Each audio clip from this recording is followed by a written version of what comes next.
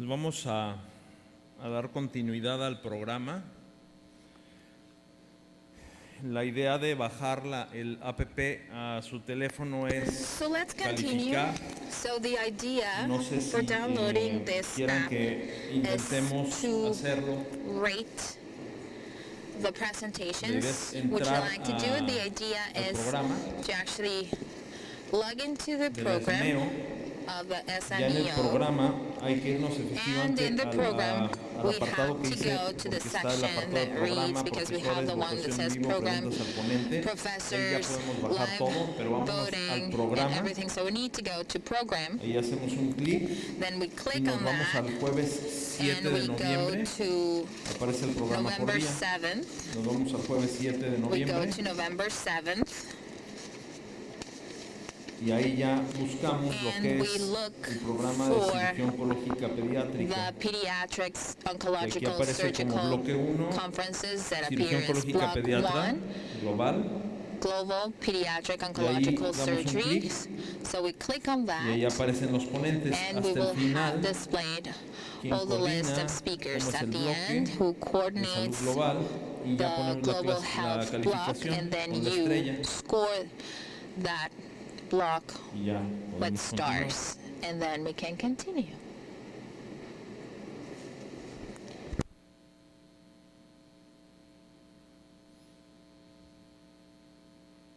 Ahí dicen poner el correo electrónico que tenga registrado. You have to enter your email address, the email address that you have registered.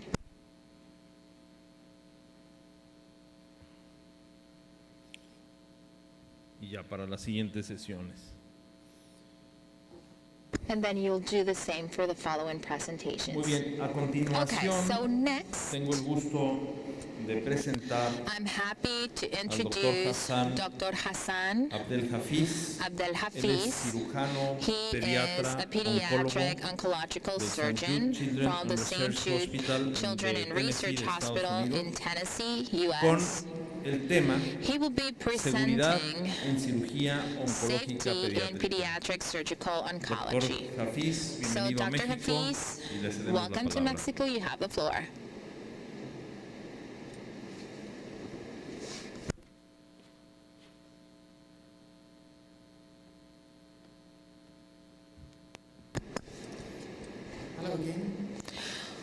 Hola nuevamente. En esta ocasión vamos a estar hablando sobre la seguridad en la oncología quirúrgica pediátrica. Es un tema sumamente complejo, pero es bastante bueno con respecto a todos mis colegas anteriores que han abordado este punto y han hablado sobre los principios de resección tumoral y de la seguridad oncológica. No tengo ningún conflicto de interés. El objetivo de esta sesión es poder discutir cuáles son los motores de los resultados pobres del cáncer infantil, cuáles son los principales, y describir también cuál es la integración de la oncología quirúrgica pediátrica global desde un punto de vista o abordaje global y holístico, y también para poder hablar sobre la seguridad y minimizar los efectos adversos. Y también estar hablando sobre las medidas de seguridad quirúrgica que se pueden utilizar para poder mejorar en general los resultados desde el punto de vista quirúrgico y poder disminuir la ocurrencia de los eventos adversos. Esta diapositiva ya la he mostrado en algunas otras presentaciones y muestra que hay una disparidad significativa de los resultados entre los países con recursos limitados y los que tienen altos ingresos, en donde solamente 1 de cada 5 van a morir, son curados. En los países de ingresos medios. Y en la siguiente diapositiva podemos ver una tabla en la que estoy resaltando los tumores que son sólidos y que tienen una contribución más quirúrgica y que tienen un mayor significado. Y pueden verlo para el tumor de Wilm y que tiene una mayor sobrevida debido a los registros que se tienen en los países de menores ingresos, y la sobrevida promedio es de 30%, y algunos países dicen que es peor para el tumor de Wilm. Esto se los puedo mostrar después al final de la terapia. Al final solamente hay una supervivencia del 11, en donde vemos una tasa de sobrevida en los países con mayores ingresos que es del 95%, y la historia es básicamente la misma para todos los demás tumores sólidos, y hay una diferencia significativa en los resultados. ¿Cuáles son estos principales motivadores de los resultados pobres? Bueno, principalmente es el acceso a una atención de cáncer de calidad, y también el abandono del tratamiento y también la mortalidad relacionada con el tratamiento. Básicamente aquí vemos precisamente el enfoque en este tercer punto, y también un subgrupo de este tercer punto del que vamos a estar hablando, y no vamos a estar hablando sobre la mortalidad relacionada con la quimioterapia ni con otros agentes terapéuticos, sino que vamos a estar hablando de las tasas de mortalidad relacionadas con la cirugía, lo cual es un porcentaje pequeño relacionado con la mortalidad relacionada con los tratamientos. Y esto no debería de dejar de enfatizarse, porque a lo mejor la magnitud del problema, especialmente en los países con bajos recursos, podría ser mayor. Así que en cuanto a los problemas del acceso, hay varias barreras en cuanto al acceso.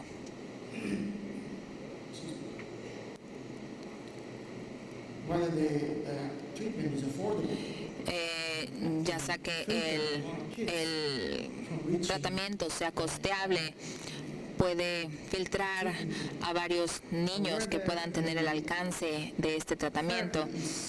Y después, si la terapia es segura, el hospital puede realizar una cirugía adecuada y segura.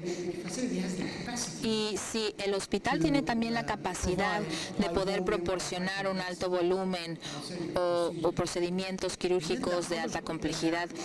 Y la última barrera que tenemos aquí es si el hospital realmente puede proporcionar una atención quirúrgica adecuada, costeable, oportuna, lo cual es un reto, y ha sido un reto ya que la cirugía oncológica compite con las demás cirugías que hay en los pacientes pediátricos y también con los procedimientos quirúrgicos en los adultos. Hay muchísimos testimonios sobre cómo un cirujano lucharía para poder realizar un caso,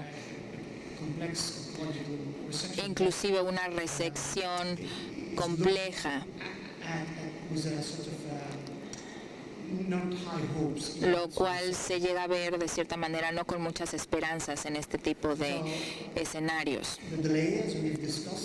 Hemos visto también el tipo de retrasos que puede haber, que están en el nivel en el que se decide buscar atención. Algunos padres no deciden buscar un tratamiento, u otros deciden tener un tratamiento con un curandero tradicional. Ese puede ser también una de las barreras.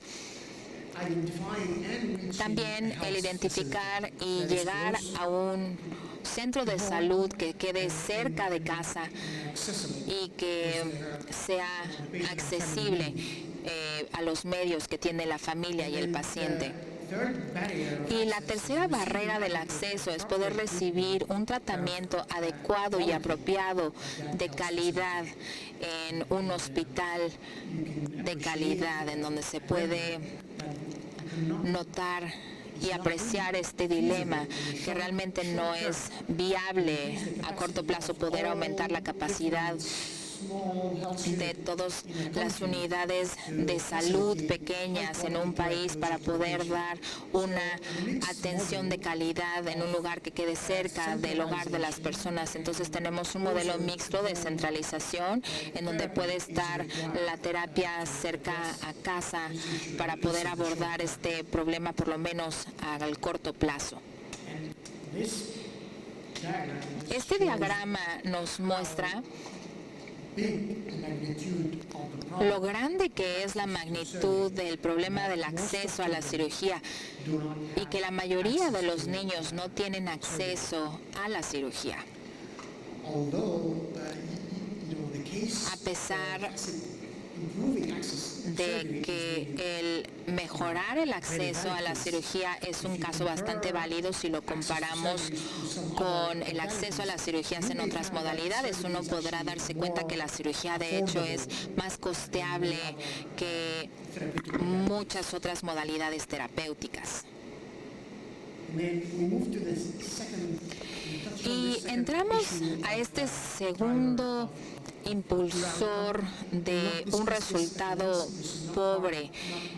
Esto no es parte del alcance de esta presentación, pero solamente quiero darles una breve introducción en un caso de estudio que muestra que las intervenciones realmente pueden cambiar el porcentaje de abandono. El abandono puede llegar hasta el 60% en algunos países. Y el ejemplo que tenemos aquí, que es de Guatemala, en donde básicamente introducen un abordaje psicológico para las familias y presentan también un paquete de apoyo financiero para poder reducir la tasa de abandono significativamente, pudiendo tener un modelo para que otros lo puedan seguir. Y llegamos al tercer impulsor de los resultados pobres, que es la mortalidad relacionada con el tratamiento. Y me voy a enfocar un poco más en un componente más pequeño relacionado con la cirugía. En los países en desarrollo, las muertes del 5 al 10% están asociadas con una cirugía mayor y la tasa de mortalidad durante una anestesia general es tan alta de 1 en 150 en partes de África subsahariana. Esto nos indica que también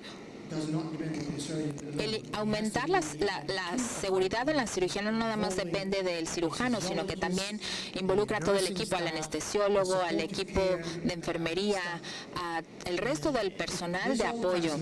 Y todo esto se traduce en casi 7 millones de pacientes quirúrgicos que sufren complicaciones cada año, de las cuales 1 millón mueren durante o inmediatamente después de la cirugía, que es un número bastante grande. Con el fin de poder mejorar la seguridad quirúrgica, la OMS proporcionó diferentes objetivos. El primero, que es operar en el paciente correcto, en el sitio correcto, utilizar métodos conocidos para evitar el daño que se corre al administrar anestesia, también reconocer y prepararse efectivamente para la pérdida de la función respiratoria, también reconocer efectivamente y prepararse para la pérdida de una pérdida alta sanguínea y también evitar causar algunas reacciones medicamentosas o alérgicas, también poder utilizar métodos para minimizar los riesgos quirúrgicos en el sitio de infección, también poder identificar seguramente todas las piezas quirúrgicas, que es muy importante, comunicar efectivamente e intercambiar la información crítica, y también los sistemas de salud públicos y hospitales van a establecer vigilancia rutinaria para la capacidad quirúrgica y para los volúmenes y resultados para poder tener un foro de evaluación y monitoreo.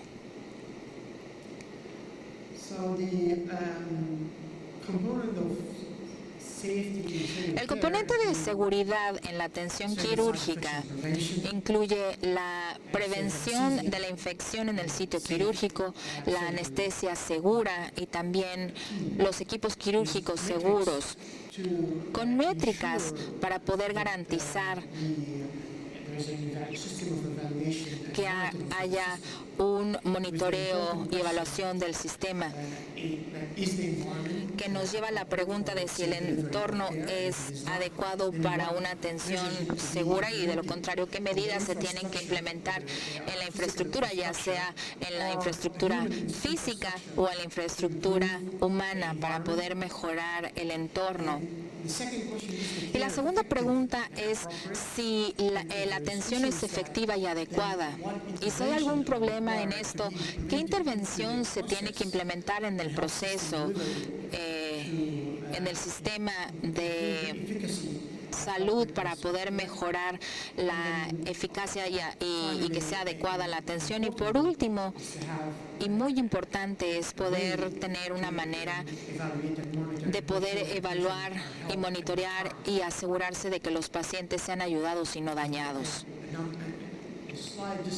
Esta diapositiva básicamente resume lo que acabamos de discutir: los componentes de la mejora estructural, los recursos físicos, financieros y humanos, y también el componente de la mejora del proceso, qué tan adecuado es la atención, qué tan oportuna es y la supervisión, y los diferentes parámetros que se pueden utilizar para poder evaluar y monitorear los resultados y poder obtener una retroalimentación de la práctica y tener una práctica informada.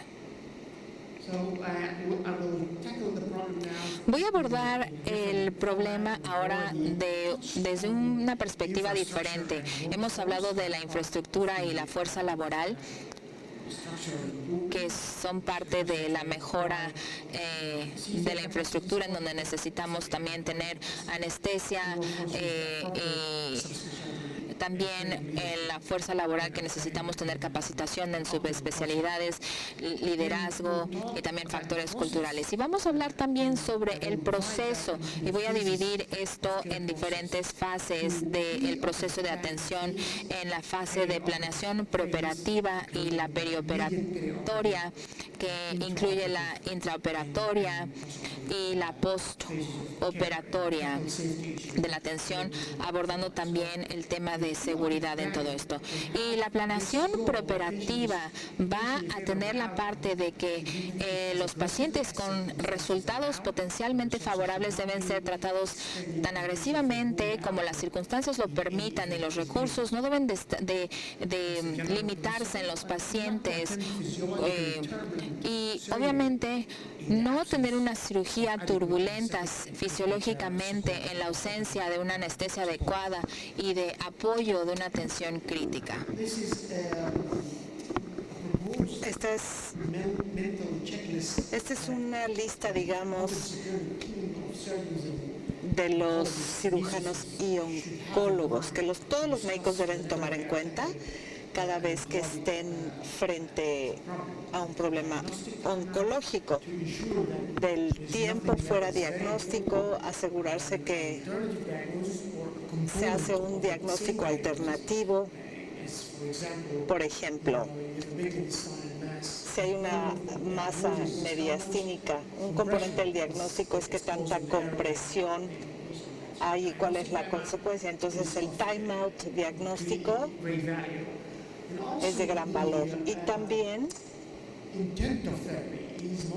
el propósito de la terapia, si está disponible la multimodalidad con el propósito de curar, si la biopsia es necesaria antes de la resección, qué tan radical debe ser la resección. Todo esto va a depender de la biología tumoral y el propósito de la cirugía. No todos los tumores necesitan una resección R0.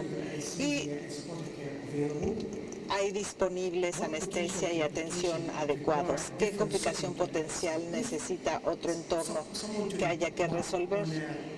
Si alguien va a emprender o va a hacer un procedimiento oncológico que potencialmente ocasiona complicaciones importantes, y que no tienen la capacidad de enfrentar estas complicaciones, el abordaje debe ser modificar ese entorno o transferir al paciente a un hospital que sí pueda resolver las complicaciones potenciales si se presentan.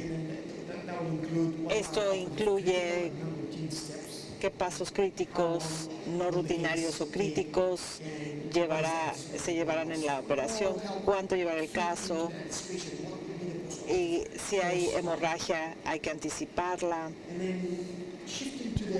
Cambiando a este componente de lista perioperatoria, las listas tienen un propósito que contrarrestan las fallas humanas por omisión, que se presentan cuando hay mucha información, hay muchos pasos o no se conoce bien el procedimiento. Aquí es donde las listas pueden ayudar. Les voy a dar un ejemplo de una lista que se usa mucho, una lista de cotejo en todas las fases, antes de la incisión, de la inducción de la anestesia, antes de que el paciente se vaya a piso. Concentrarse antes de la inducción en cuestiones anestésicas que pueden surgir, que tienen que ver con vía aérea, alergias o pérdida de volumen, antes de las incisiones en la piel.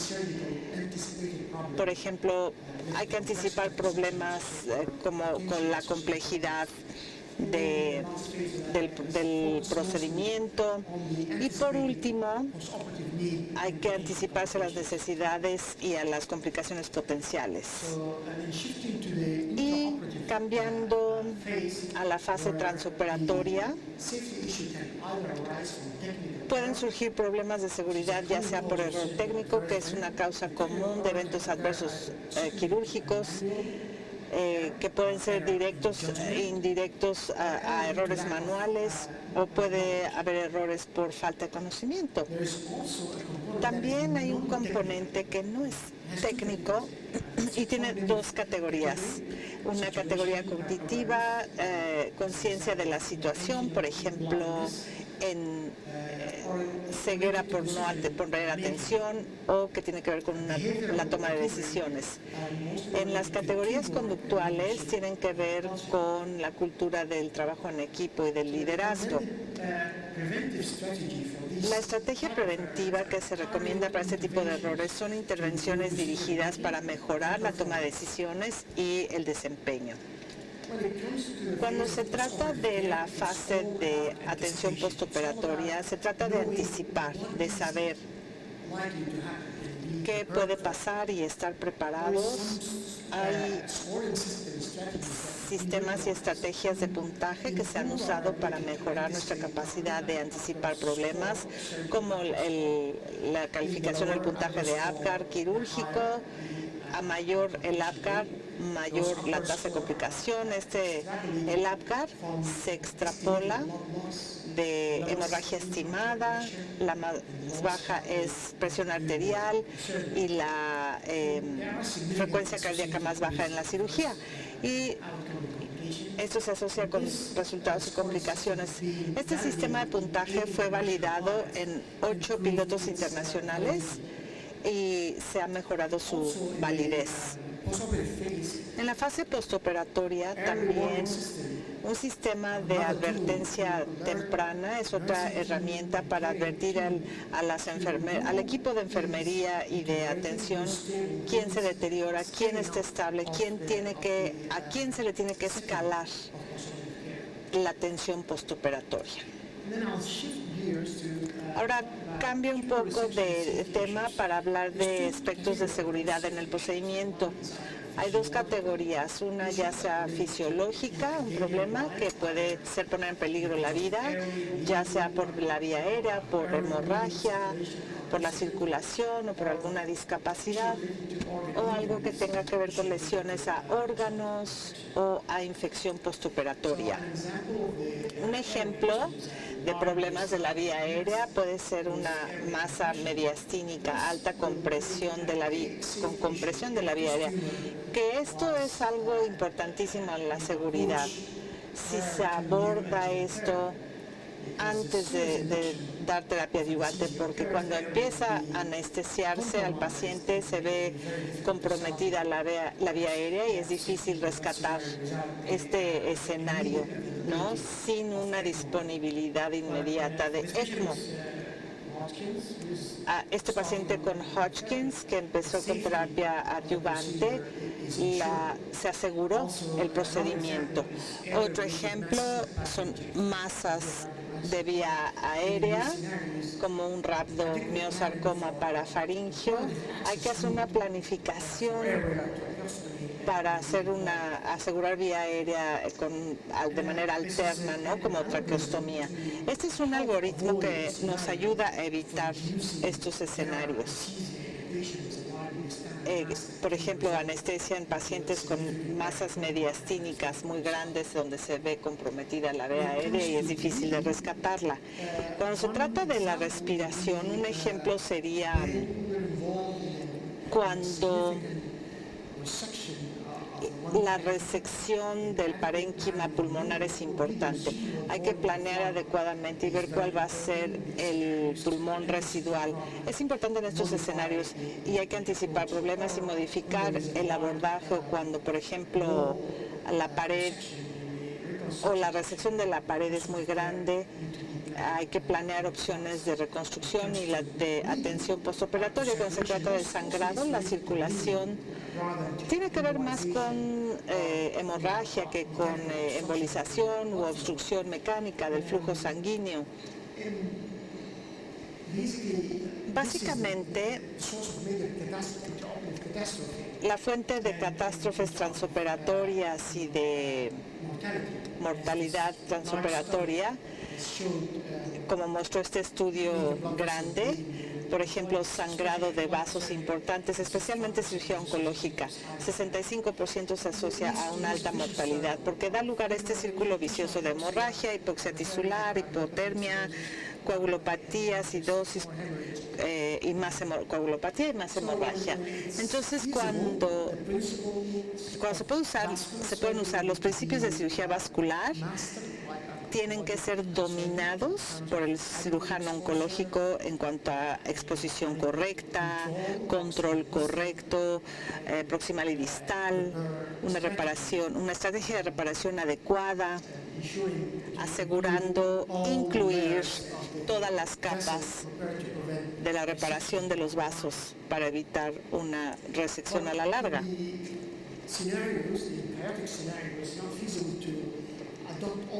Si en estos casos no es posible adoptar estos buenos principios de exposición, etcétera, se tiene que usar una estrategia de daños para detener ese círculo vicioso de hemorragia, coagulopatía y más hemorragia. Un ejemplo de discapacidad puede ser por una lesión a los nervios espinales o isquemia de la médula espinal. Y esto se puede evitar en algunos tumores como los neuroblastomas, que se extienden a la columna. Cuando son asintomáticos, realmente no hay que cambiarlo a un territorio difícil y someter al paciente a un riesgo, ¿no?, de lesión.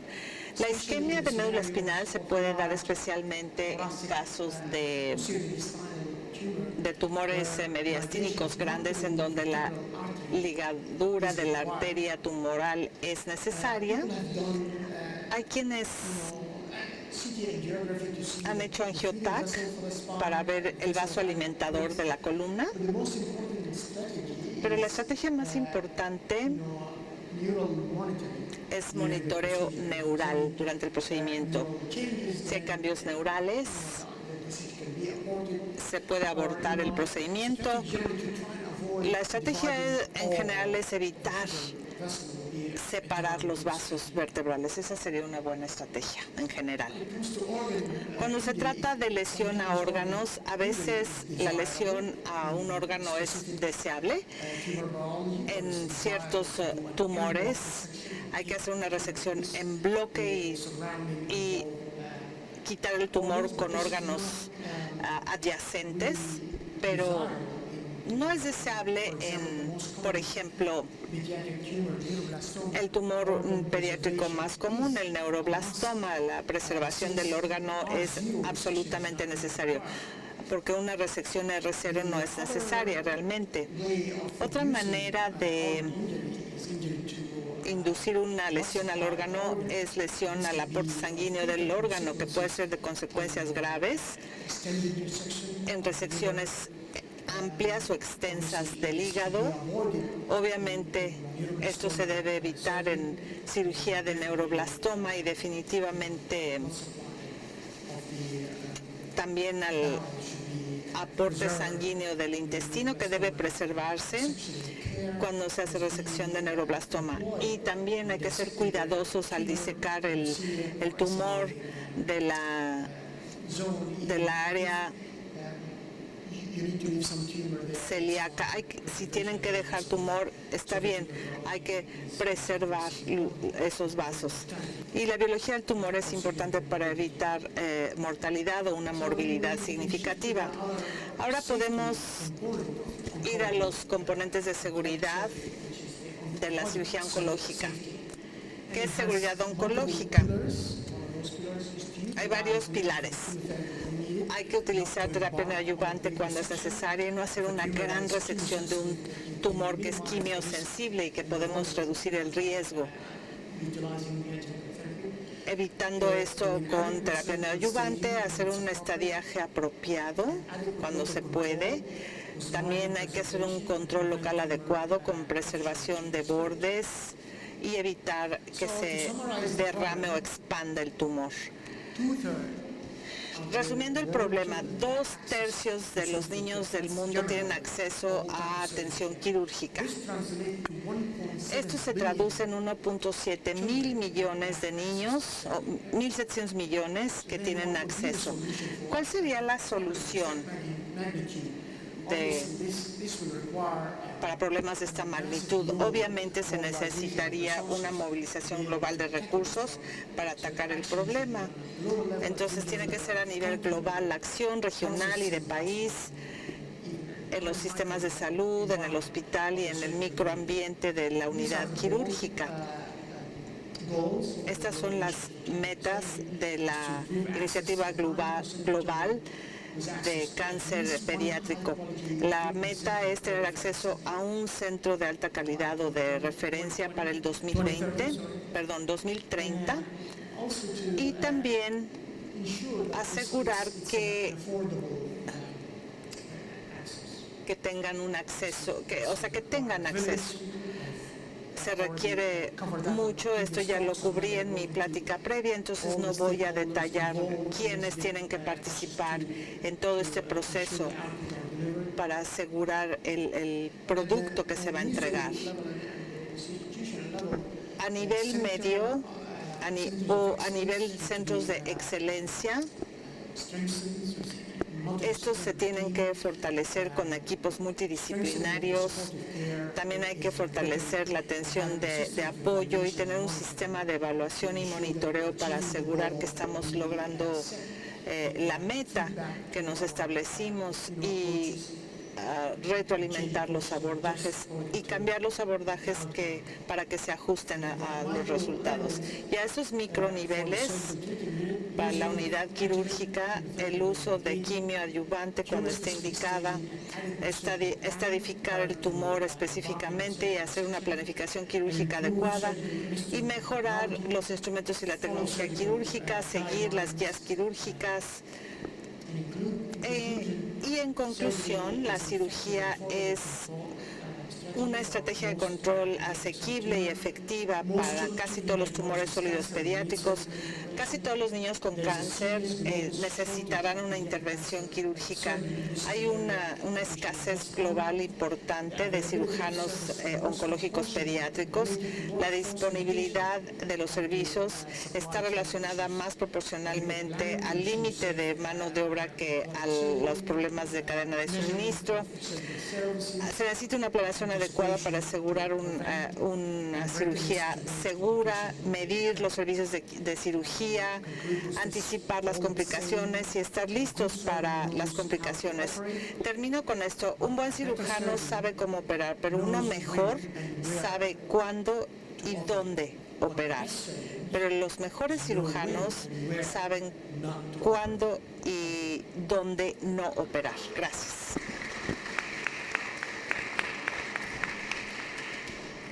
Muchas gracias, doctor Hassan. ¿Existen preguntas para el doctor? Thank you, Dr. Hassan. Any questions for the doctor? One question. One question. Felicitaciones por su ponencia, doctor. Congratulations for your lecture. Doctor, what is the most frequent cause of failure of your checklist in your hospital?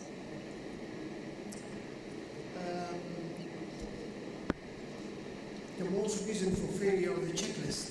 La más reciente, ¿no? I think if I Falla understood your question de la lista.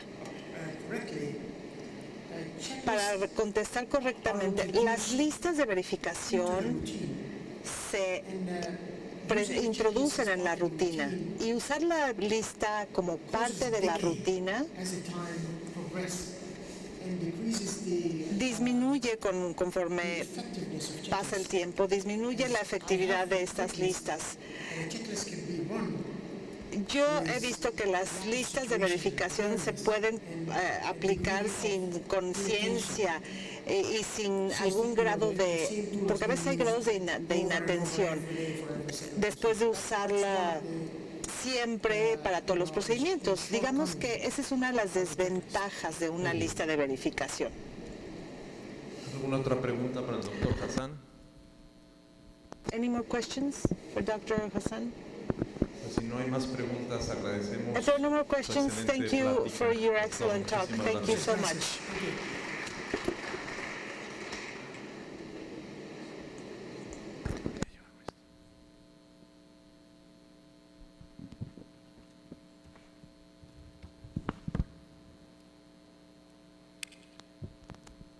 A continuación, tengo el gusto de presentar Next, a la doctora Edna Zoraida Rojas I'm going Uriel. to present Dr. La doctora Edna Edna Zoraida es Rojas. cirujano pediatra, oncólogo, She's jefa a del servicio pediatric oncological de cirugía surgeon. oncológica She is pediátrica head del of the Centro Médico Pediatric Nacional La Oncological Raza Surgery Department del of the Instituto Mexicano Centro del Médico Seguro Social. Nacional La Y Raza Ana of the nos va Mexican a Social presentar Security la Institute. plática Planeación She's going to Quirúrgica talk y about Cuidados surgical Perioperatorios planning and en perioperative Oncología care in Pediátrica. pediatric Muchas gracias, oncology. doctora.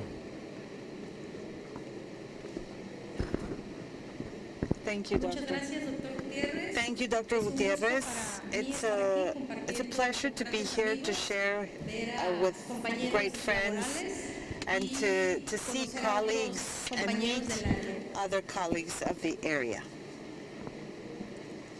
La planeación realmente existe en todo, en nuestra vida. There's planning in Existe everything, planeación para planning venir in a our Mérida, lives, existe planning to come to planeación Mérida, para there's planning establecer un manejo de to quimioterapia. La planeación es provide parte chemotherapy, so fundamental planning is de an nuestro essential part quehacer diario. of our daily En el mundo lives. desarrollado In the tenemos developed clara world, evidencia we de have que clear la evidence mitad de los that eventos half adversos of all están adverse relacionados en gran events medida con la are práctica que se related acaba de llevar a cabo, que es la to seguridad what we en just cirugía heard, oncológica which is the pediátrica, safety of administración pediatric errónea de surgery, fármacos, the wrong la falta de application of comunicación drugs, the adecuada, lack of incluso entre appropriate profesionales, communication, incluso entre even el amongst familiar professionals y el or facultativo, between y the de alguna relative manera and the existen doctor. también algunas situaciones And en there las are cuales also están other relacionadas con la atención situations de los that servicios have to do quirúrgicos. with the La surgical mitad de services. estos Half of these son events can prevenibles. be Muchos de prevented. estos eventos son Many of prevenibles a these través de events la can be planeación. prevented through Y es muy planning. importante lo que nos dictan So, algunas guías. La some atención guidelines quirúrgica are en entornos important en in that desarrollo es surgical care costo-eficaz. in Vale la developing pena. environments Si se is adoptan cost medidas que effective. garanticen una atención segura, lo será In developed todavía aún environments is más. cost effective, and if Existe adopted, una línea it's de even tiempo more. que conocemos There's a todos. timeline we all know. Afortunadamente existen Fortunately, progresos múltiples there's multiple progress with contributions from history since 3000 BC in surgery in general. Then we have references of management in 1600 BC of expectant behaviors to manage tumors. At the beginning of the 20th century, surgery was the only treatment option. And then we have the sequences with chemo and radiotherapy. Mutilating surgeries were in the past, or those that did not favor survival. And then we went to surgery as a safe and effective therapeutic method in patients with cancer. All these advances lead to planning. Planning is important. It's important to identify that this takes time, material, effort, and energy. It requires teamwork. Not planning leads to errors, to human errors that can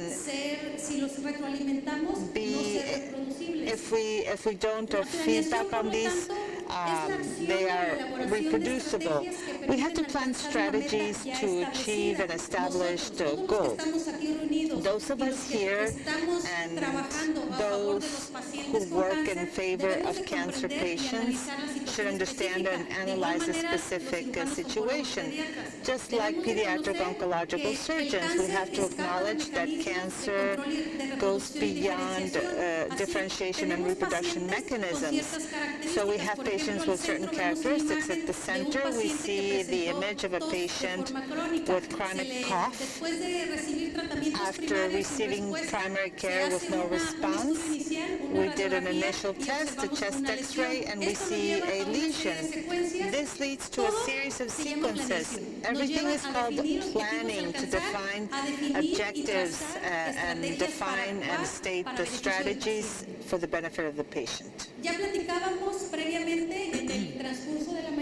This morning we heard about the most frequent cause in global health, the most frequent cause of cancers in pediatrics. I crossed out leukemia, not because it's not important, but because it's one of the cancers where pediatric surgeons don't have an influence in, but in solid organs is where we can work with all of you. We know management is multidisciplinary. Management focuses on radio, chemotherapy, multimodal therapy, but an important and essential part is surgery. There are well-defined groups of frequent cancers based on age. These are diverse. They are standardized in children of less than 5 to 10, and over 10. I also crossed out where we don't participate. Not all cancer cells grow at the same time. The biology of each tumor is different, and we are familiar with this. This is a slide. The National Children's Cancer of 2017 revealed this program. And Jaime presented this, and I'm showing it because these are the most frequent solid tumors where we can work together. And the importance of this slide is that it provides the staging of the tumors. And most of them, as we can see, are in stage 3 when diagnosed, generally in advanced stages. Surgical planning in pediatric oncological patients has had advances thanks to improvements in the pediatric anesthesia groups, thanks to what Dr. Hafiz said, thanks to systemized measures and safe practices, we know save lives. By working in preventing complications, preventing deaths, avoiding complications, and also with right planning. The WHO says that 234 million major surgeries are performed around the world. One surgery for every 25 people, 31 million of these patients are oncological patients.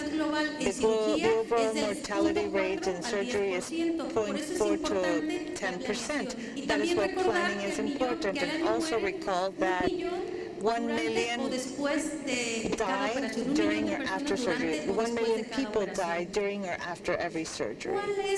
What is the surgeon's responsibility? The surgeon's responsibility is to maintain safe surgery standards, remove the tumor with no intraoperative spillage, to sample the tumor if it's not resectable, and also lymph nodes, so that we can do an appropriate staging. It's also important to document absolutely all pre-op findings, intra-op findings,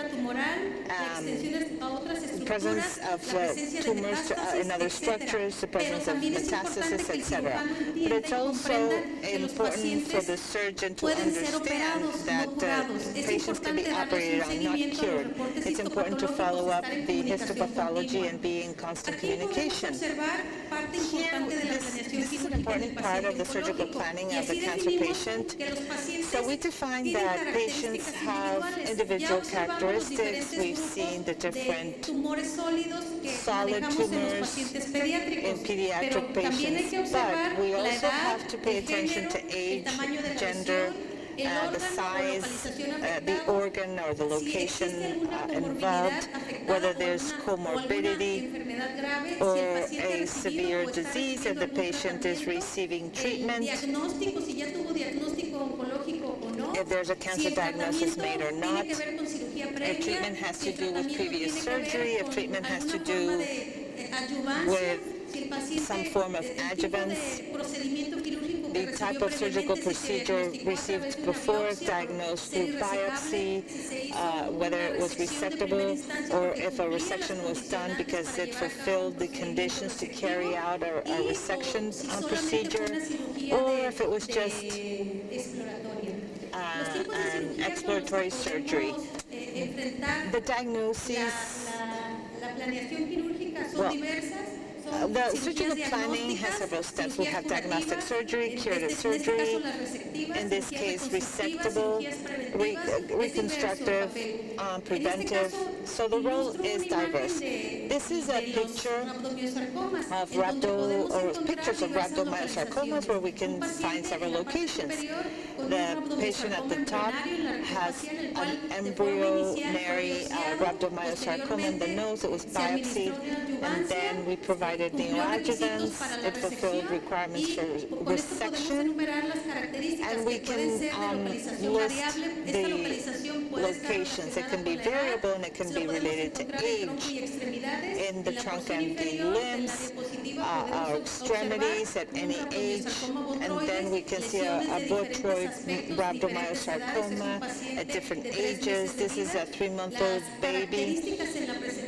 The characteristics, in the characteristics we have to identify the characteristics of the mass, if it's painless, if it's bleeding, if it has a volume effect, signs and symptoms based on location, if it affects function, etc.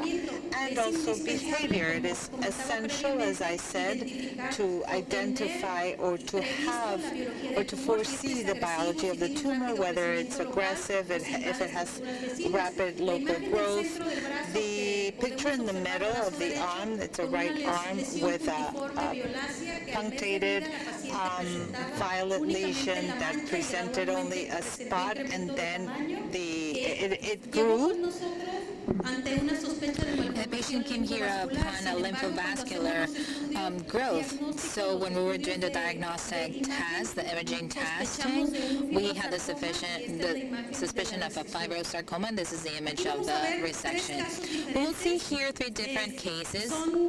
These are some lesions in the liver. We have 3 patients with different ages. The first one is a young 5-year-old kid with a focal nodular hyperplasia. We saw that it was a benign lesion. We'll talk about this patient. Later on, in the middle image, we can see a male 14-year-old patient with a hepatic sarcoma. And finally, to the right, we can see a 12-year-old male patient with a GIST tumor, metastatic tumor, without a response to treatment. So what are the characteristics these patients had, and what are we focusing or planning on? The 5-year-old male patient is a patient that during the first surgical time we had a suspicion of a hepatoblastoma. We saw that there was an abdominal mass. The tumor markers were negative, but the problem though was that most of the time as healthcare professionals we are trapped in a system where the pediatric surgeon performs a diagnostic biopsy and provides it with the characteristics of his hospital and gives us to or discharges a patient to home. And this is something that in planned circumstances we do not do in a second surgical time. This same patient comes back to the surgeon with a hemoperitoneum 24 hours after surgery upon the lack of an available OR. The doctor decided to place a Mahorker peritoneal catheter. Afterwards, the patient had ascites, portal hypertension, and the first expectation of the surgeon was to reduce the size, take the biopsy, and also to offer the corresponding neoadjuvants. Nevertheless, this is something that frequently happens in our hospitals. Later on, they contacted us. They did the necessary paperwork, and at least we requested to have an angiotac done, where we had this image with the ascites and the tumor presence on the left hepatic lobule, and we have a surgical third time where we resected the tumor, and then we will continue with the following image. We assess the characteristics of the lesions. It complied with the criteria for to be resected, but we also need to comply with the availability of a bed in the ICU and blood components, and also availability of equipment and an OR and so forth. We had 2 incisions, one where they had placed the Mahorker, the exit wound, and in a planned surgery, also the final resective procedure. In a second patient, and before continuing with the second patient, under the circumstances where we develop, it's important to understand that an effective planning must ensure that the surgeon does not embark in a risky surgical intervention unless they have the necessary equipment and team. We can all identify the situation. All of our medical colleagues are exposed. This is the second patient, a 14-year-old male patient with a hepatic sarcoma. This patient, 10 days before his first intervention, was hit by a soccer ball, and in the abdomen, he had abdominal pain. The first surgery was because of an acute abdominal pain. We had an exploratory laparotomy. We performed an appendicectomy. There is an hepatic bleeding, and the second surgery was done in order to do the packaging, and then we were informed and we studied it, and then we did everything regarding the planning, the tumor markers, and the availability in the ICU. And the third surgery was an exploratory laparotomy, and then there was also hemoperitoneal drainage. There's a scarring compromise and hepatectomy on the right side. This is what the tumor looks like. Once the mobilization of the hepatic gland was done, we can see on the posterior portion the fracture area, and this is the resection. Clearly, what is put at risk? The survival. Entonces, la planeación quirúrgica conlleva Therefore, varios surgical objetivos. planning El primero es leads to several diseñar el objectives. The resultado first one is to esperado. design De the acuerdo a esa expected result, enfermedad, and de according acuerdo a to ese that grupo etario, de disease, to acuerdo a las that age group, características according de la to lesión, del the cuadro characteristics clínico, of the marcadores lesion tumorales, etcétera, and the tumor establecer markers la and so técnica forth, quirúrgica, establish ya sea the biopsia, ya surgical sea las technique, whether diferentes it's a alternativas biopsy or por all las the que different alternatives enumeré hace un that momento. I listed Posteriormente, before. hay que diseñar la estrategia Then we need to quirúrgica adecuada, define or design the identificar qué right buscamos, surgical realizar strategy and identify what we're looking for realizar un to procedimiento perform the resectivo, diagnosis, inicial, also an llevar al initial paciente a neoadyuvancia, qué es lo que deseamos, reconocer la anatomía, no solo la procedure, anatomía and normal, also sino la acknowledge the anatomía anatomy, not modificada only por la the normal presencia de una anatomy, but the tumoración de menor o anatomy mayor modified tamaño. by a tumor Perfeccionar la técnica with different quirúrgica de sizes to acuerdo a las perfect the surgical características technique individuales according de cada to the paciente. No vamos a individual encontrar con un mismo characteristics of diagnóstico, each con una patient. misma We won't have localización the same a location or same pacientes con diagnosis, mismas características al patients with momento de same ir a characteristics at the time abordarlos. where we Eliminar la are actually improvisación, ya lo approaching comentaban them, también and previamente, also esto es to fundamental para eliminate un buen improvisation. This resultado is essential to have a Y parte good surgical fundamental es outcome. también And comprender something la essential biología is de la also to lesión. understand the Saber, en biology of función the de la lesion, biología knowing de la- based on the de la biology lesión, de la of the biología del lesion tumor, and the cuándo biology of the si tumor, nos to sometemos al know paciente if al we riesgo subject quirúrgico the de cirugías patient to the resectivas surgical y cuándo risk no. of Por ejemplo, en los resectable en los pacientes con resectable lesiones mediastinales surgeries, and mayores also with compatibles patients con with linfomas major que únicamente mediastinal requieren la toma de biopsia surgeries that para only need to have a biopsy llevarse a la quimioterapia to correspondiente. later on take La them to the planificación, corresponding por supuesto, chemotherapy. permite And elegir el planning abordaje obviously ideal, allows us to planear choose la the ideal resección, approach to ahorrar plan tiempo, resection, to save complicaciones, time and anticipar energy and dificultades y sobre difficulties, todo anticipate darle difficulties, continuidad and al also to manejo provide de a ese continuity paciente. to the treatment paciente de of this masculino patient. This is a también de 10 male años, 10-year-old 5 meses de patient with evolución, 5 months con of una lesión de evolution 1 with a centímetro de lesion of 1 diámetro. centimeter Fue of biopsiado por diameter. un He had a odontólogo, biopsy lo done by biopsió an y el reporte que odontologist, les and the entregaron, report frecuentemente a ellos les entregan generally reportes they get relacionados a reports miofibroma atípico related inmaduro. to an Esto immature fue el atypical 23 de enero del myofibroma. This was presente done año.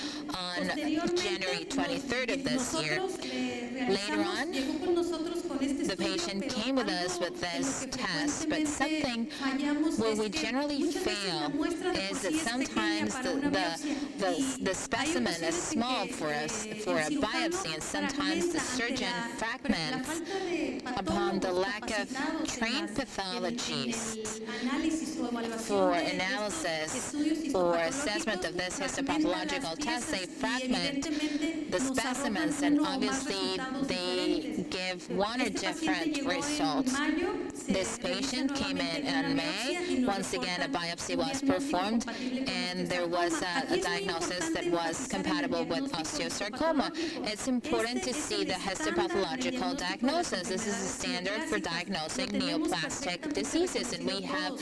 Es perfectly imprescindible una recognized this. muestra It's tisular obtenida necessary to mediante have a tissue procedimientos quirúrgicos. specimen Es imprescindible que el obtained cirujano through esté surgical procedures. familiarizado It's con este necessary tipo for de the surgeon to be procedimientos, familiar no with this type machacar of la procedures muestra, and no not to quemar la mash up muestra, or burn enviarla the specimen. en tiempo y We need to forma. send A it veces la desecación, at duly time, and sometimes being exposed to the environment does not allow pathologists to have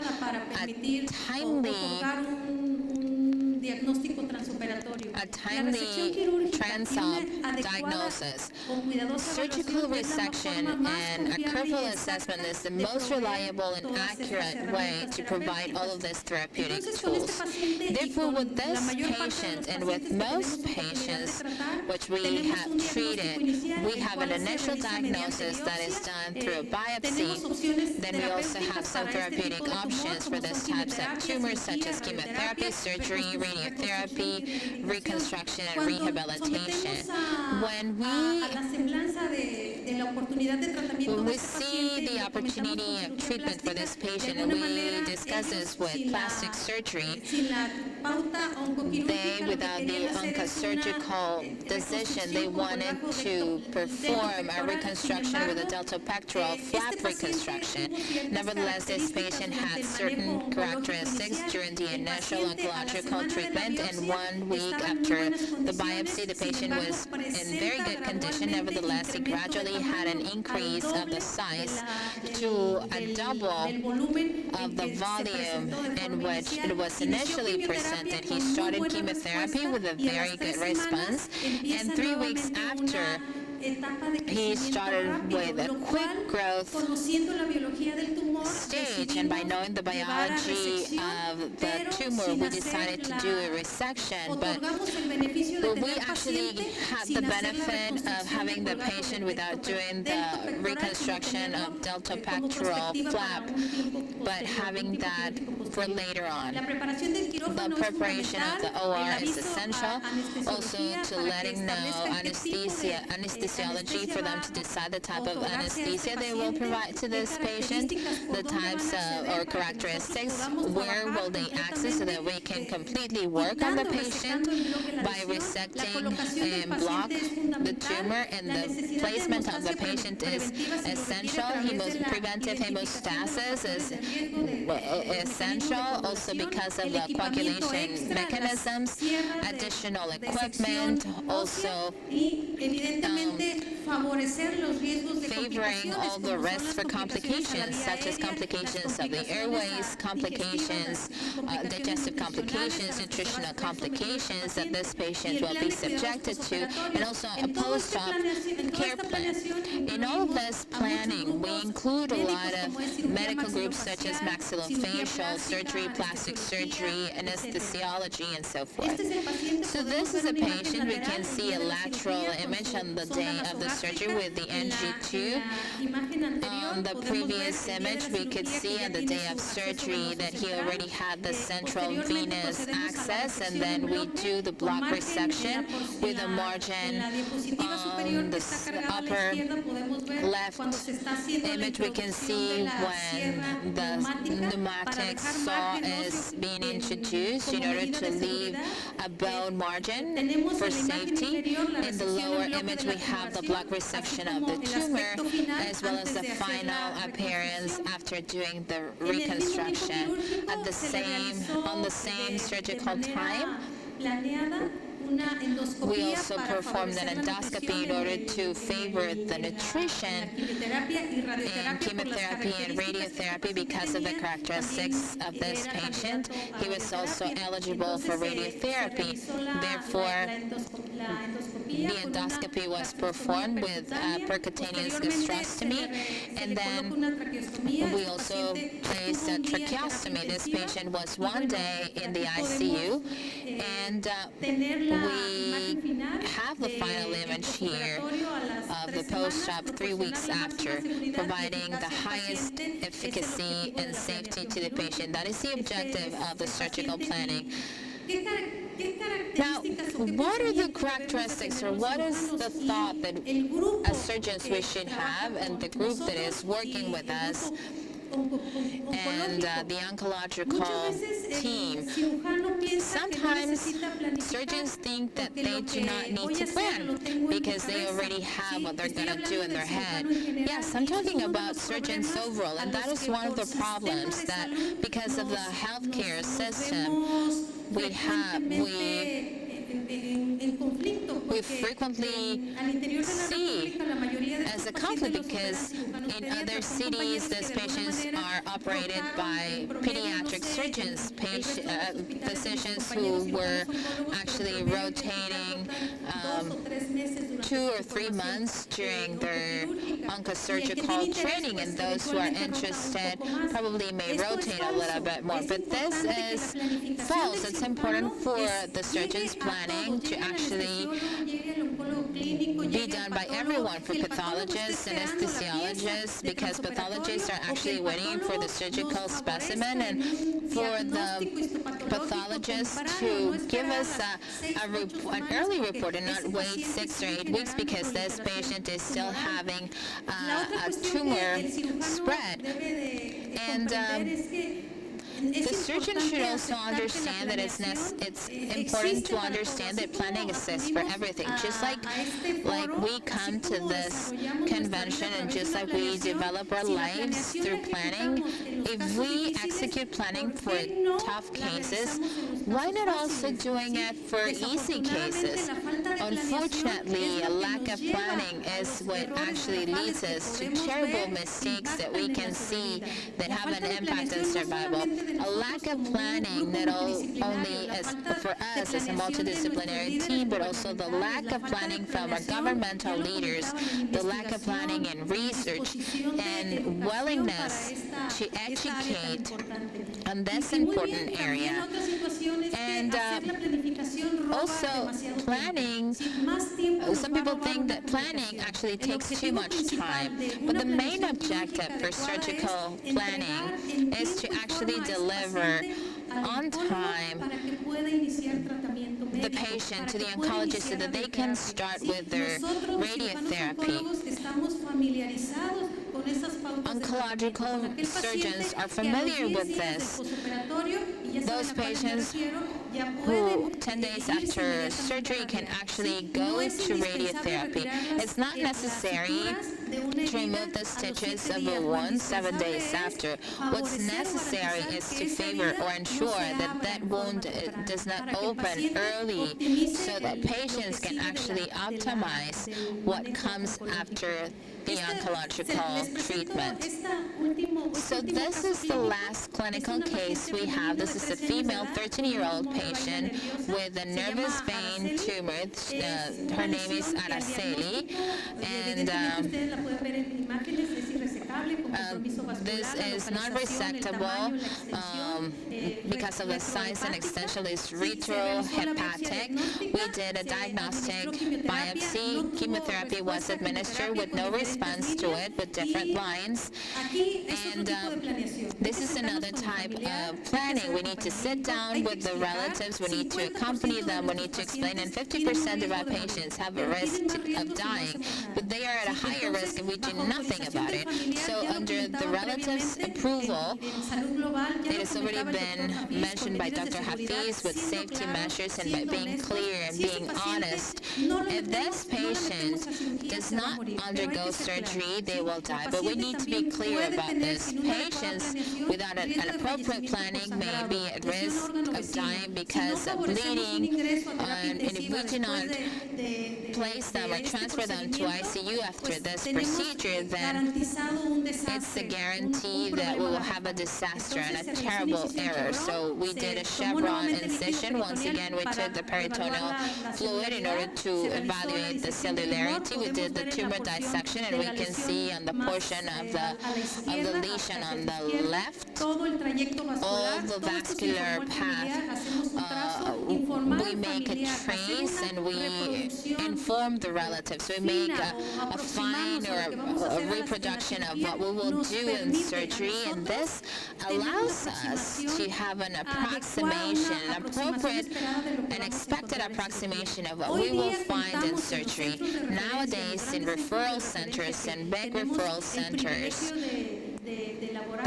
where we have the privilege to work in, we have the necessary diagnostic means to do the necessary reconstructions that allow us to favor a good outcome. Nevertheless, this is everyone's job. Therefore, we can conclude that before surgery, the time the pediatric or oncological pediatric surgeon or whoever is responsible for treating this patient dedicates a careful pre-op planning is essential, and it determines the success or failure of it. Thank you very much.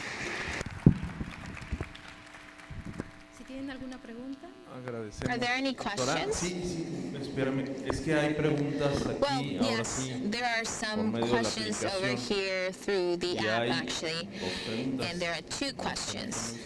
Just hold on a second. So the first one is, in case a surgeon or during the surgical intervention there's a tumor rupture, what should the surgeon do in that moment?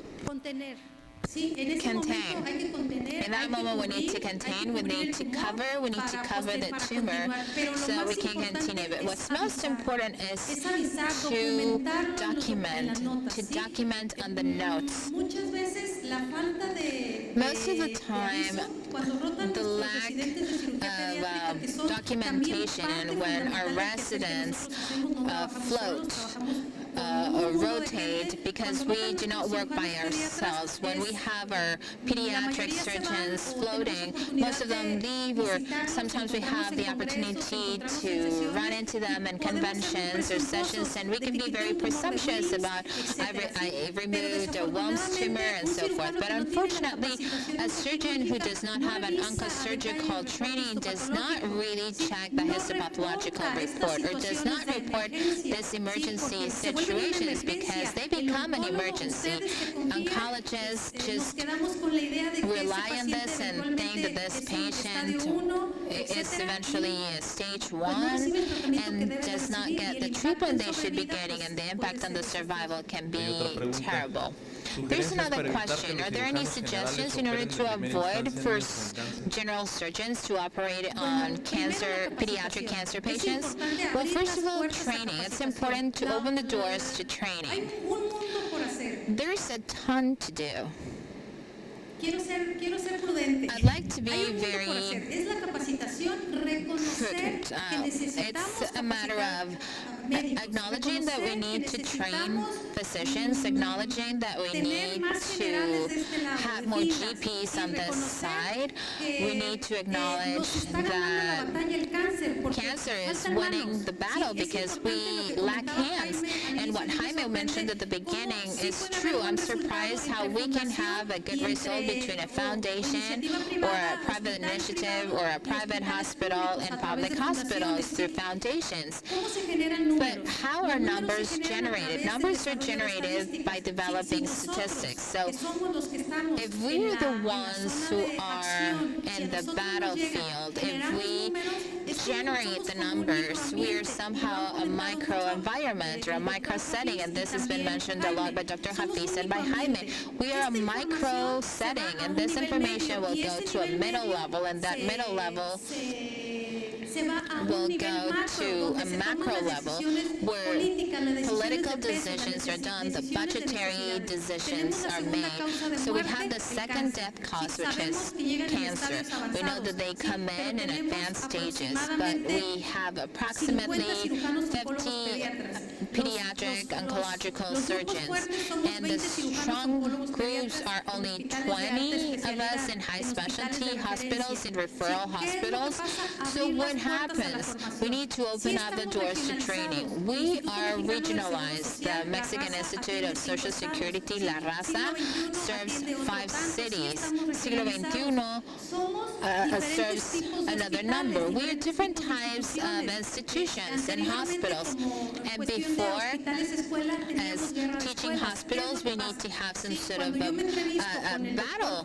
So what happened was that when I met Dr. Fajardo, who just retired, and he's an epidemiologist, and I will extend a little bit more because this is related to other questions that they've asked before. I asked him, Dr. Fajardo, in the year 2000, I did not understand why in La Raza was reporting 16 patients a year with hepatoblastoma, and why the National Pediatric Institute was reporting 22, just to give you an example, and so forth. Also with thyroid carcinoma and so forth. And Dr. Fajardo told me, Edna, those are different institutions and hospitals. We have hospitals that have bureaucracies that somehow children have a better care from their families, but we have also some hospitals where that does not exist, where that type of care does not exist, and they are hospitals or poor hospitals. And that's why my question was aimed when we're actually having the global health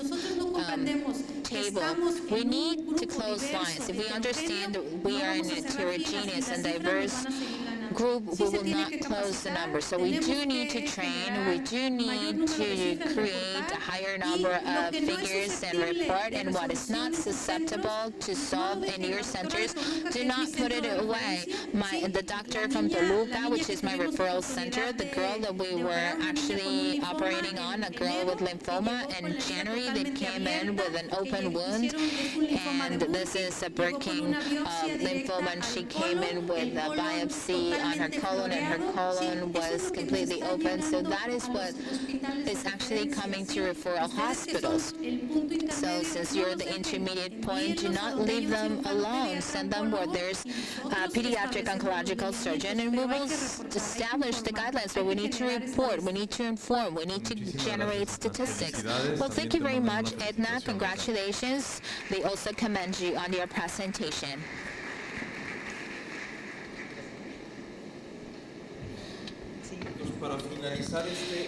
And to conclude this block, I'm happy to introduce Dr. Jaime Shalkov, who is a pediatric oncological surgeon. You already know him from the Pediatric Oncology Institute with a presentation called Functional Surgery in Pediatric Oncology.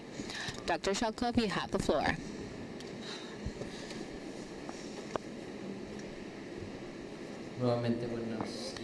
Once again, good morning. So this presentation focuses on several myths of oncological and pediatric surgery, and the first one is that our surgical limit is the OR table.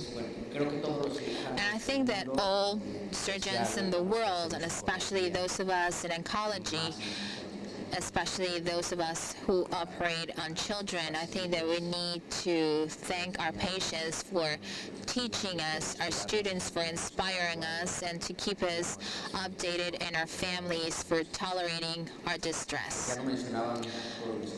All of my previous colleagues have mentioned that the oncological surgeon does not work alone. We work together with rehab and with others, and we also shared with other specialties, orthopedics, and so forth. So I will give you some recommendations. First of all, teamwork. That is the key for success. This is the logo that you see here. This is a new group that was recently created. This is the Mexican Association for Reconstructive Surgery, which is for head and neck tumors, where we see adult and pediatric patients. And adult surgery is really what teaches us, because they actually have a lot of experience. Sometimes they do not feel so comfortable treating patients, so collaboration is really effective. You can see a teamwork in the OR is a symphony, and the surgeon needs to be in charge and needs to be aware of what the rest of the team is doing, nurses and everybody else. So we're working to resect the mandible. In the meantime, the plastic surgery is working at the same time on the leg in order to save time. In this case, microvascularized flap for doing the reconstruction on the mandible. So these are some cases. Just for example, for the first 15 years of my career, I was wondering, what do I do in order to remove this ball? How do I get in? How do I resect it entirely? Nowadays, this is not a question. Everything can be resected from the body. The question is, how will this patient live 50 years after? And we really want to talk, or like to talk about the major surgeries we do, and we do not really talk about how the person lives after falling in our hands or our claws. So this is a maxillary osteosarcoma, and what we do is we use 3D CT scanned reconstruction. It's not always necessary. I don't think it's necessary to always print it out. Sometimes you can just look at the image in 3D on the screen and just size the approach. But sometimes it's useful. You can sterilize the skull. You can have it in your hands during surgery, and you can measure the open or the free margin. This is Ferguson-Weber subpalpebral on the upper lip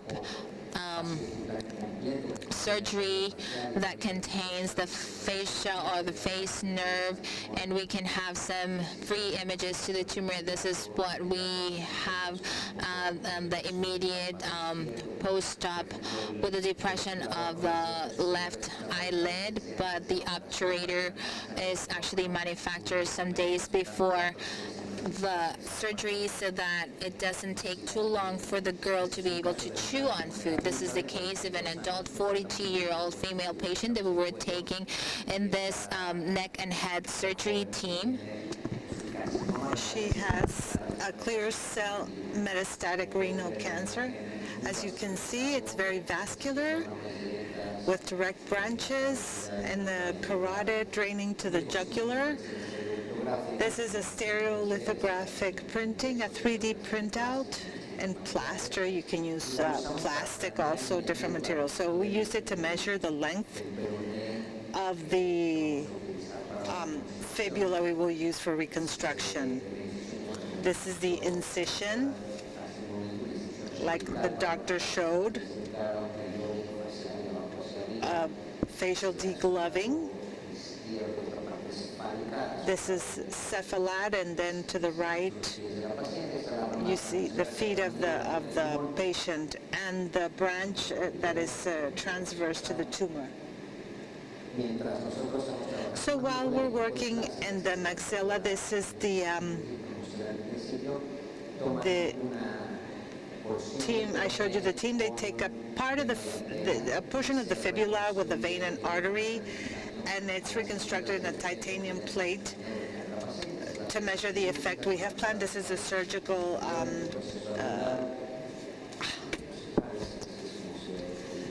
the specimen. So this is the facial degloving, the mandibular resection, the tongue, the pharynx. As Edna said, if you plan the surgery and everybody knows what to do, who goes first, who goes later. This patient, as I said, had a tracheostomy to protect the airway and gastrostomy, pre-op gastrostomy, and we resected the mandible, yes. In this case, we had taken a faciocutaneous island of the leg to reconstruct soft tissues, but since it wasn't necessary, we put it back. This is another patient with a right maxilla sarcoma. Same incision as the previous one, but we did not cut the lip. The approach did good, gave us good visualization. It was just a paranasal section. We used cryotherapy to minimize local recurrence. Trying to pick up everything during resection, we did a rib graft. The triangle is the most solid structure of the geometry. So we leave a triangle, whether upward or downward, so that it doesn't collapse, or so that we don't bring the orbit next to the palate, and the patient is like this. She has facial expression, she can raise her eyebrows, she can frown, she can send kisses. This is the daughter of a radiologist. Imagine how a parent feels when she has this diagnosis, if you're a radiologist, you know. The frequent symptom that presents in an unnatural fashion, you know, with cough, the flu, antihistaminics. 2 weeks later, the same fever. A month later, a CAT scan, a large mass. We did the reconstruction in this case, and you can see the rib cage to your left and the reconstruction plate with methyl methacrylate and a rotation of the chest wall so that she can have a dignified post-op life. Well, you know what children should do: play, run. Head and neck tumors. This is a cystic lesion in the mandibular angles and submandibular angles that extend through the thoracic operculum. up and superiorly and inferiorly. We do the ultrasound and the OR to identify. We already have sterile drapes on the transducer or the probe to locate the structures. In this case, we did a sternotomy. We approached the neck first for vascular control, and then we continued the incision to the chest. So this is a midline sternotomy. We identified vessels, and this is a cystic lesion. It was a brachial remnant. The textbooks say that in that location it would be a fourth brachial remnant. I had never seen them. First and second, they're frequent, and third and fourth, they're rare. This is a case. But when there's good planning and you're working with a good team, you can do safe surgeries that recover very well, even if they look sophisticated. This is the left lung, the right lung, the pericardium, the aortic arch, the brachiocephalic trunk, the common carotid artery on the right-hand side, the vagus, the internal jugular on the right-hand side of the patient, the innominate to the superior cava. You can do these surgeries, that look, look awful, but with good planning, pretracheal muscles, the esophagus. My daughter likes to come with me to the hospital, and she thinks she can help children, telling them that they're going to be okay, that they have to be calm. This is another child, a 5-month-old. Well, when he was operated on, he was 5 months old. He has a heterogeneous density tumor. The trachea is displaced to the left, displacing both the main common carotid arteries, and the trachea was also displaced. Same thing. I think the approach is pretty effective for tumors of the cervicothoracic union. We refer to the vessels with colored ligatures. We don't always we always expect the red and the blue and the green lymphatic, and once you go in, everything looks the same color.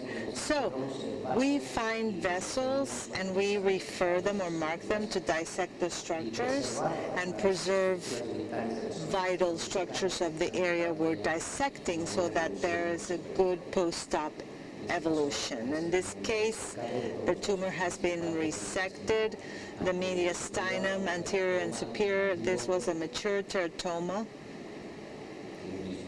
Same thing here with good planning, good surgical team, right and left lungs, pericardium.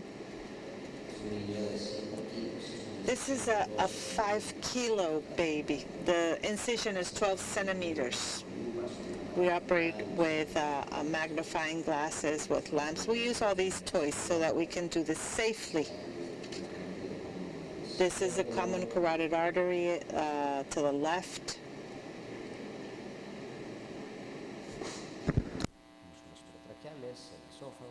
Pretracheal muscles, the esophagus, the vertebral bodies, veins, the right carotid, the right subclavian. This is the immediate post-op. This patient had extended intubation because he didn't have ventilatory sufficiency, but the lack of teamwork produces the opposite, ventilator-associated pneumonia, and he needed the tracheostomy because of the extended ventilation, and we had to do this. And this reinforces the importance of communication and collaborative work. This is him. He is now a year and a half old. We're waiting for him to turn 2. This is what the airway surgeons asked for the tracheal reconstruction. So recommendation number 2 is know your patient. What are the patient's expectations?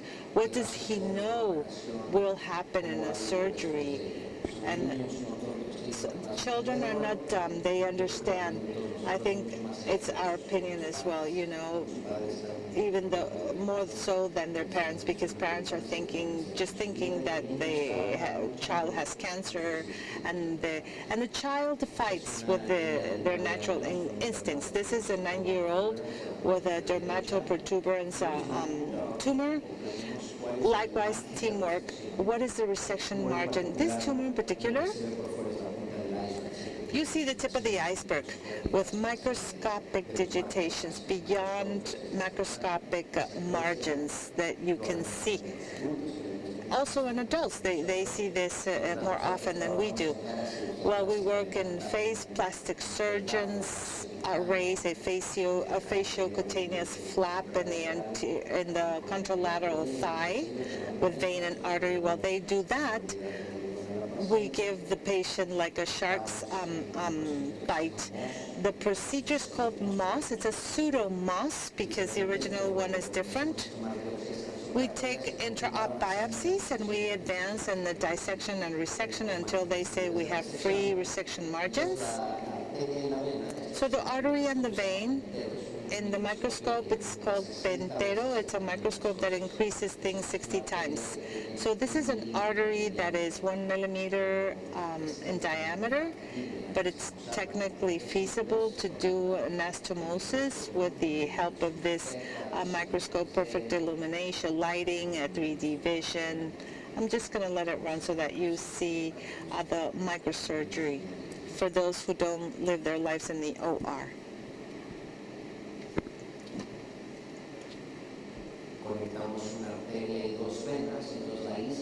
So we connect the arteries and veins. So this is the faciocutaneous flap that is placed over the defect of the surgery. This is a specimen, and this is the post-op, immediate post-op appearance.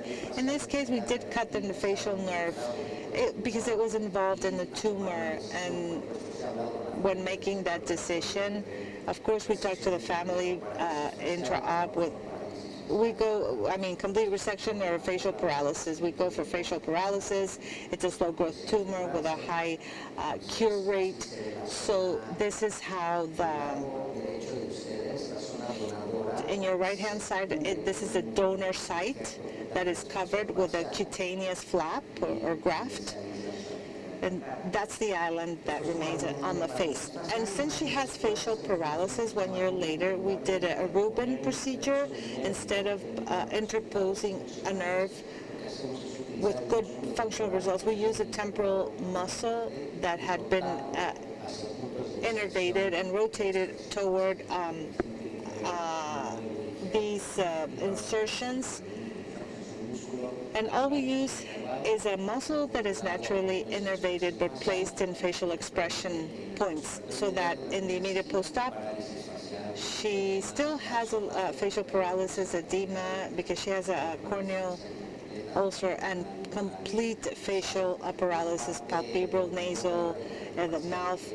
This is the graft that has healed appropriately. But with rehabilitation, 2 months later, although there is still facial paralysis that is visible, she can close her eye, the corneal ulcer was removed, she can move, she doesn't drool on the commissure of the lip. And 4 months later, with better resolution, she still needs more rehabilitation, but she can blow, sends kisses. She can frown on the nose, but she is in her rehab process.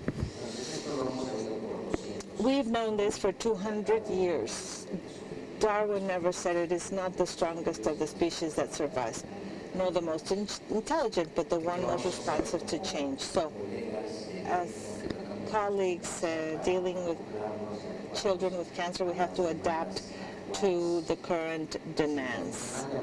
Functional surgery, as my boss and colleague said, Dr. Palacios, I'm not going to go into this, but bilateral Wilms tumors, you can't transplant a patient with cancer because they die of the immune suppression. So if you removed both kidneys, we would have to wait at least for a year. That's literature says 2. Others believe 1.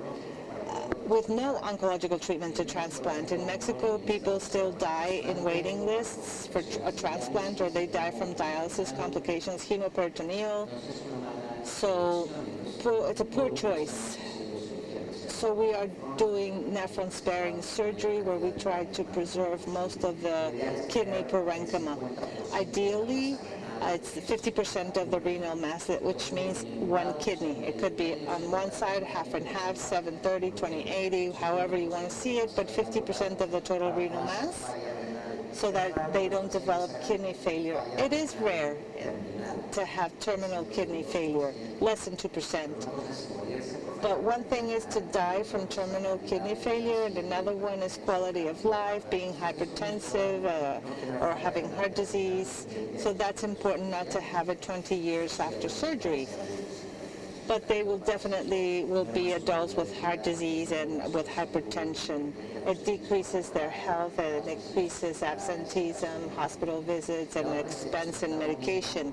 And another one is transplanting a child at 1 when the Wilms is more frequent. This is a transplant in the best of cases lasts 15 years. So we're going to transplant this patient 3 times throughout his life. It's not the best alternative, and that's why we do these surgeries. This is another picture of the same children. Pablo Lezama operated on one, and the other one was operated by me. There are 4 Wilms tumors of 2 sisters. And these are the 2 children 10 years later in a nephron-sparing surgery. It's a bilateral case. I'm going to skip this case because Pepe mentioned it. This is another alternative when a kidney is too large where you can preserve the nephron.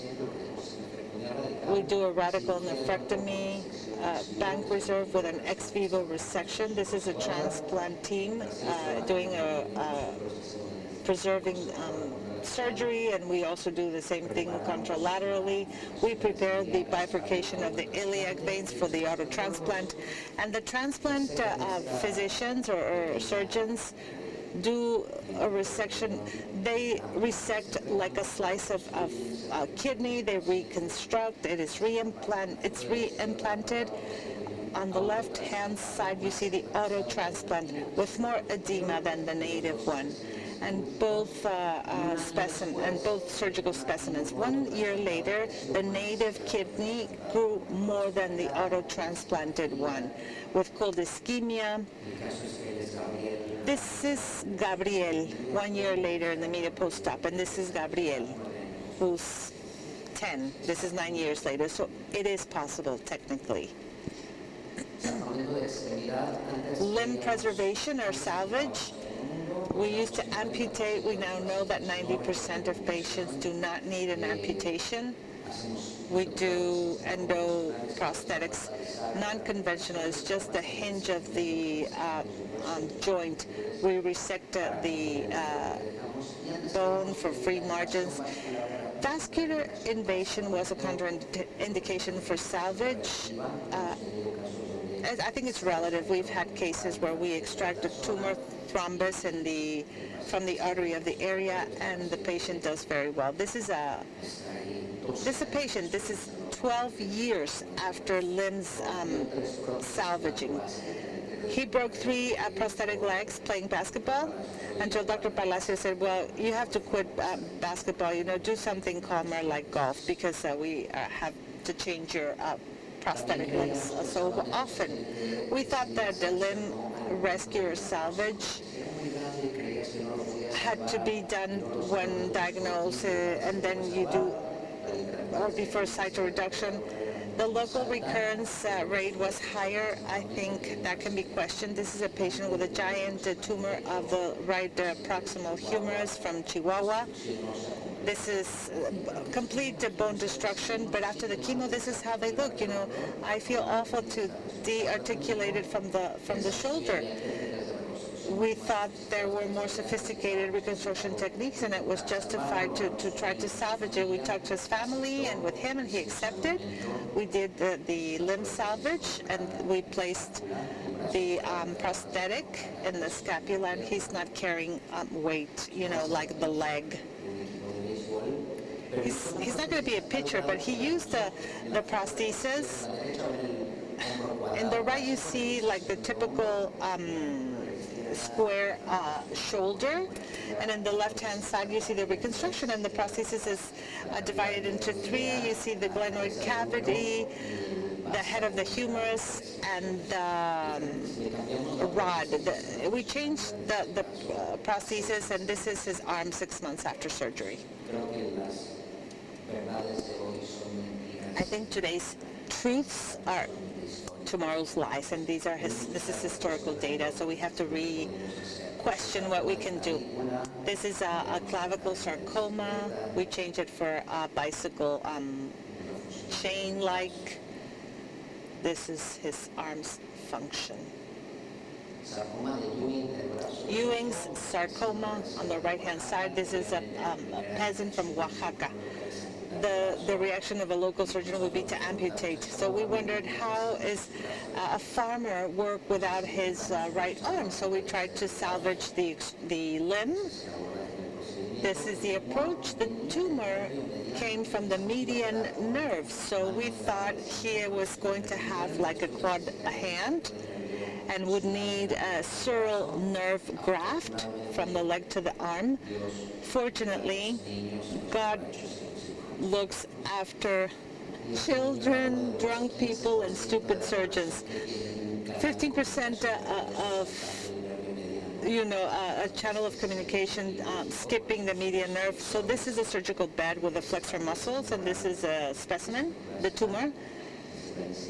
This is the incision after radiotherapy for local control. And it's stuck.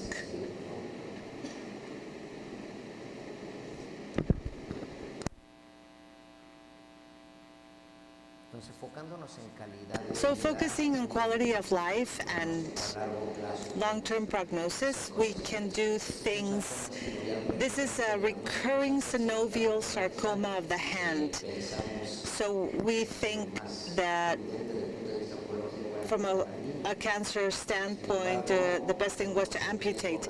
However, we took the risk. We talked to the relatives and to the patient, and we did a through-and-through resection of the total thickness of the palm of the hand without bone, with tendinous reconstruction. So we took a rotation island. This is the part we're going to rotate to the front, pedicled by the ulnar artery. So we rotate the part of the flap that is raised from the forearm to the wrist. The donor site is covered with a skin graft of partial thickness, and he has hand functionality. The 5 fingers, it's not so cosmetic. You see like all that flesh.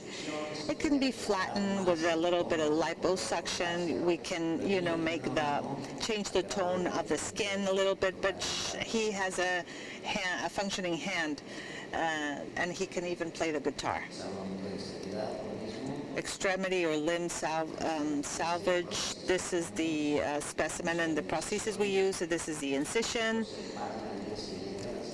They can get up 12 hours after surgery. We make them get up 6 months later with good rehab. This is a right limb salvage. They can play football. Sarcoma de Ewing. Ewing's sarcoma. This is from Guanajuato, in both tibias, in the fibula and tibia. They wanted to amputate a 6-year-old, both legs. She responded well to chemo, so we tried salvaging the limbs. 2 months after surgery, the video is in slow motion. You'll see her walk with a dropped foot. She has neuropraxia of the fibula. It's superficial, but she walks with no crutches, with no cane. And with proper rehab, since we didn't cut the nerve, it's just inflamed because of surgery. And this is 6 months after surgery. This is what they can do.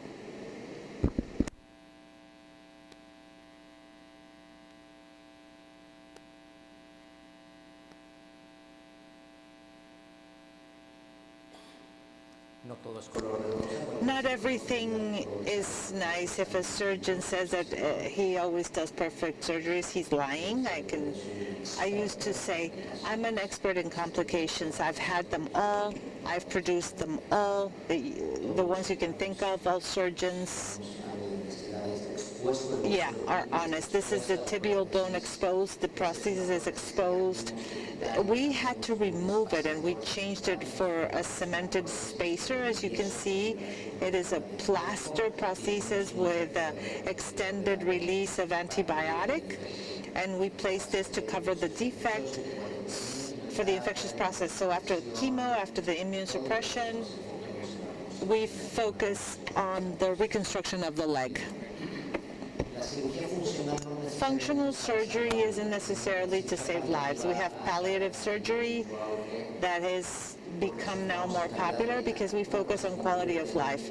Because one thing is to die from from a cancer that is treatment refractory, and another is to die from a tumor that smells awful, that bleeds, and you don't want anyone to see you, or you can't eat a piece of cake. So this child was 12.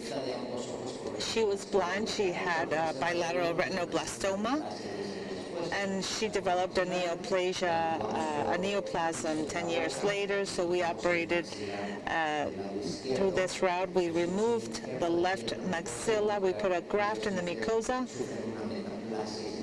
and they get metaplasia. After 6 months, it looks mucosa, not skin, but she has a face relapse.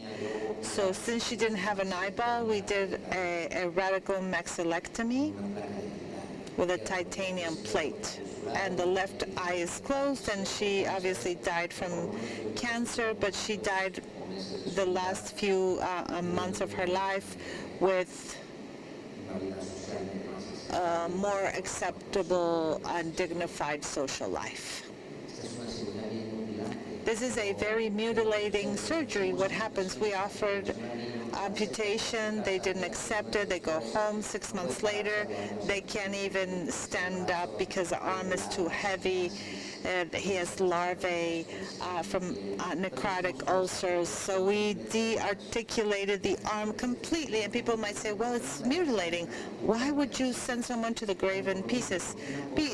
Because of the same thing, because one thing is to die from intractable cancer, and another one is not having pain, being able to move in your bed, being able to see your football team play, even if it's a really bad football team, but the opportunity to see them train at least. So palliative surgery isn't necessarily invasive. We can be aggressive as long as we can ensure the aggressiveness is going to buy the patient quality of life. Less analgesia, more mobility. Recommendation number 3. Teamwork. You have to know your team. You have to know their attitudes, their capacities, their fields of expertise, their level of commitment. So when you work with friends, it's easier for everyone to do things for the patient, because the only star in oncology, we agree that it's the patient. It's not the good surgeon who removed the big mass or the good oncologist who used the appropriate chemo. This is the last case I'm going to present. This is a girl from Guadalajara, and this is a team. We had the maxillofacial surgeon, plastic surgeon, the ENT, specialists. The left-hand side is an ENT specialist from the siglo XXI. The tall guy with a lot of muscles is me, former chief of surgery of the Hospital General of Mexico. On the left-hand side is a surgeon from the military hospital. 4 specialties from 4 hospitals working at the same time with 1 patient. This is the impression, the 3D model, to see what we're going to do. Vascular control in the neck, mandible resection, approach of the arteriomaxillary fossa. We call this a mandibular swing, the hypoglossus.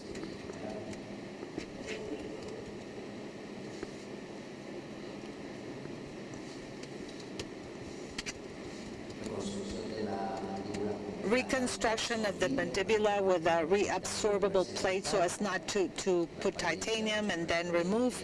This is immediate post-op appearance, and the plate did fracture because it was not titanium. It did a salivary fistula. We had to put a percutaneous endoscopic gastrostomy.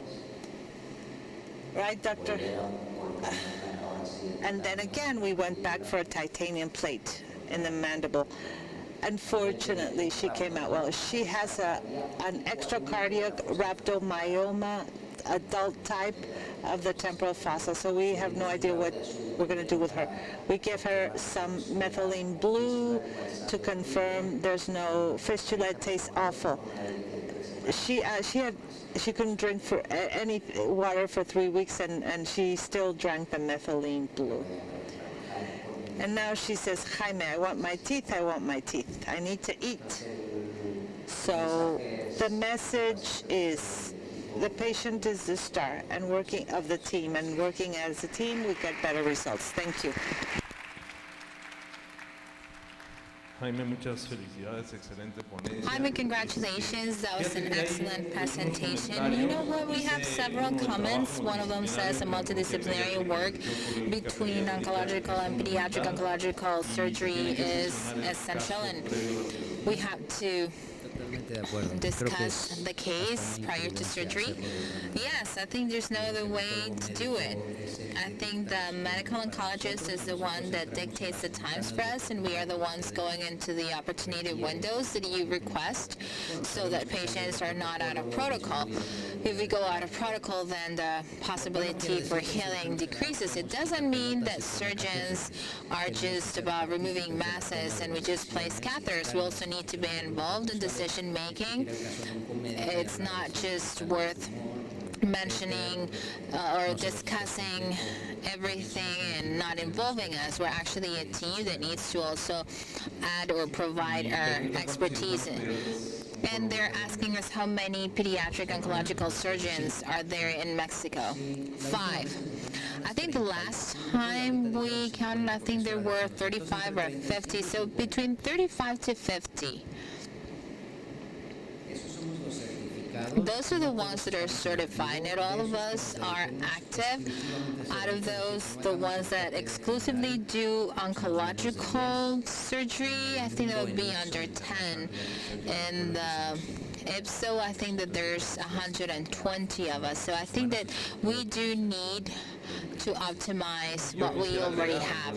Yes, and I would like to add, I mean, the team of the pediatric oncological surgical team is essential. So it's really good to have a maxillofacial and plastic surgeon and orthopedist, and sometimes a cardiovascular surgeon.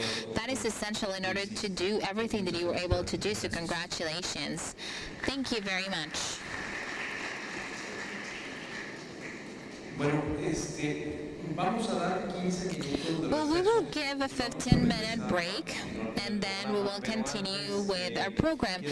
But before that, I would like to tell you 2 things. First of all, I would like to ask you to download the app because it's essential for the questions, and it's also essential for the registries of the convention. Tomorrow we will have a sarcoma session where we will be using the application quite often, so I insist, please download it. It's really easy to download. And then also, today, there's a session at 7 p.m. We'll have Jorge Falcon, who is actually a comedian.